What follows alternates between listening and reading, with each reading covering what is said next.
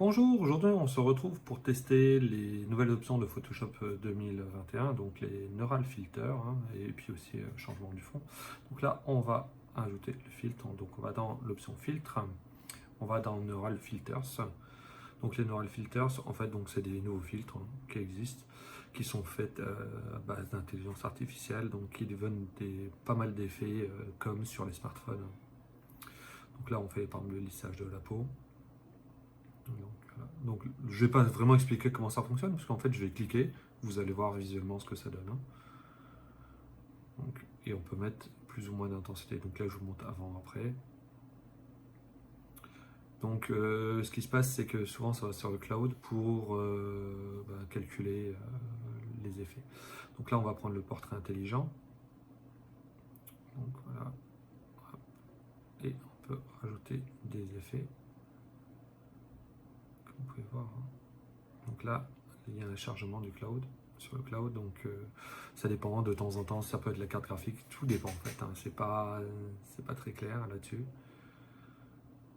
Donc là, voilà.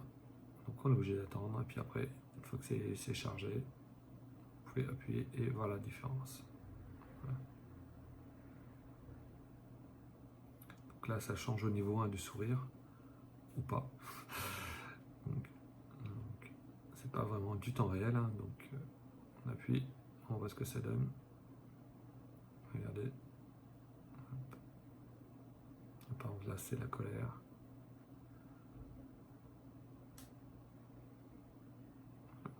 Là, c'est voilà, la différence. Donc, c'est assez proche, hein, donc c'est vraiment bien fait, en fait, je trouve. Donc, pour l'âge, voilà. Je prends un coup de vue, hein. Regardez. Ouais. Là, c'est super rapide, hein, donc, comme je dis, de temps en temps, c'est rapide, de temps en temps, c'est plus lent. Et là, je me rajeunis. C'est pas terrible, ça, par contre, comme effet, je trouve. Quand on vieillit, c'est un peu mieux. D'ailleurs, on peut faire des remarques, en fait, pour dire, voilà, c'est pas top. Donc là, le regard. Vous pouvez voir, hein, c'est voilà, juste à bouger la souris, à cliquer. Je ne fais rien d'autre. Je laisse tourner le truc, hein, c'est exactement le programme qui est en train de le faire. Regardez le regard un peu, l'épaisseur des cheveux. Bon, voilà. Je vais amener un tout petit peu en plus, mais c'est vraiment là, c'est vraiment pas terrible, hein. Regardez.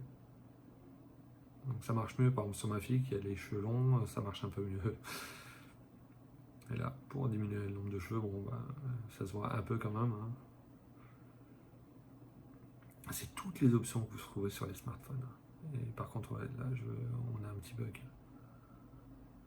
Encore une fois, c'est souvent des versions bêta. On peut dire, voilà, ça marche pas bien. Et voilà. On peut même envoyer la photo sur laquelle ça n'a pas bien marché. Donc là, c'est pour tourner la tête.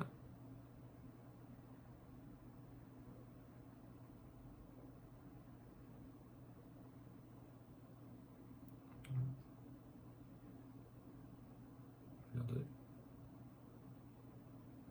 C'est pour, cette fois-ci, c'est pour au niveau de la lumière. J'étais un peu vite sur tourner la tête, mais ça ne fonctionne pas trop mal. Ça, c'est pour faire un effet. Donc, ça veut pas, on prend quelqu'un avec un maquillage et on refait la même chose. Je vous avouerai, c'est pas top. Je vous ai une photo.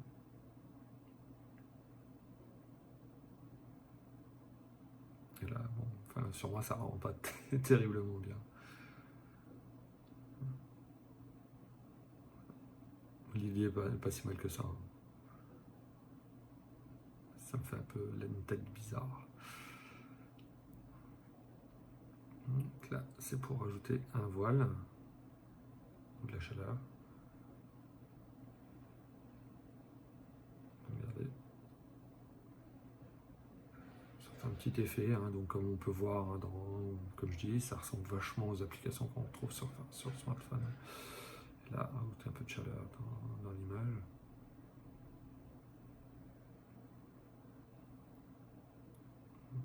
J'aurais pu colorier. Là, je ne le montre pas parce que c'est pas une photo en noir et blanc, mais Ça peut aussi colorier l'image.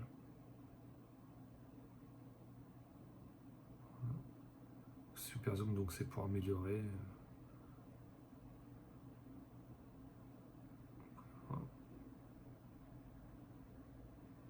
Ça marche plus ou moins bien, en fait, ça dépend.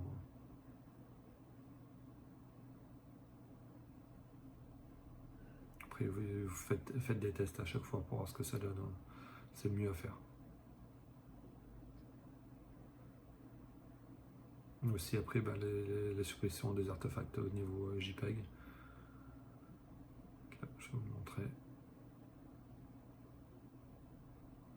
Encore une fois, ça marche plus ou moins bien. Si vous faites ça, c'est juste quand vous croppez une image que c'est intéressant.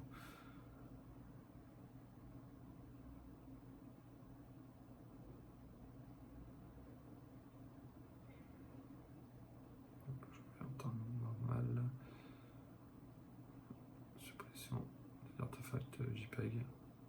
Donc, comme vous savez, hein, c'est une compression de JPEG et voilà, ça permet en fait d'éliminer un peu les défauts. C'est super léger, hein, mais bon, on peut le voir quand même. Et tout le reste, en fait, c'est pas encore activé. Là, c'est pour restaurer des vieilles photos, la carrosserie, le bruit. Donc là, c'est pour même enlever les lunettes. Hein. On va voir ce que ça donne. Voilà, donc, et puis là, c'est pour faire des genres de dessins, d'esquisses. Là, c'est pour faire du truc, des images assez drôles. Voilà, ça marche pas encore, hein, bien entendu. Je sais pas quand est-ce qu'ils activeront ça. Là, c'est pour faire des figures de style. Par contre, là, ça charge un peu plus longtemps chez moi. Je trouve pas ça beau. Après, ça dépend. En fait, vous pouvez faire. Je pense que c'est pas pour des personnages, mais pour d'autres choses, ça peut donner des effets assez intéressants. Voilà. Là, par contre, ouais, ça met un peu de temps. Là, je reviens. Voilà. C'est plus long. Donc là, ce que je vais faire, je vais enlever l'effet, je vais annuler et on va regarder pour maintenant le ciel. Donc là, il suffit d'aller dans édition. Et puis là, on peut modifier le ciel, remplacement du ciel. Donc là, pareil, ça ressemble à d'autres logiciels qui existent sur le marché. Et en un clic, voilà. Je peux choisir le ciel que je veux. Voilà, regardez. En un clic. Je me fatigue pas. Maintenant, vous allez voir plein de photos exactement identiques. On aura les mêmes effets sur toutes les photos que vous allez voir. Enfin, pas les miennes obligatoirement, mais sur Internet, ça va fleurir. Regardez, au niveau de l'arbre, c'est bien fait. Ça a bien détecté le ciel et ça a bien travaillé. Donc là, on peut combiner les effets, bien entendu. Comme vous avez pu voir peut-être sur l'image de présentation, j'ai dû le faire. Enfin, je vais la faire plutôt. Et voilà. Donc n'oubliez pas de liker, partager, commenter. Et je vous dis à la prochaine!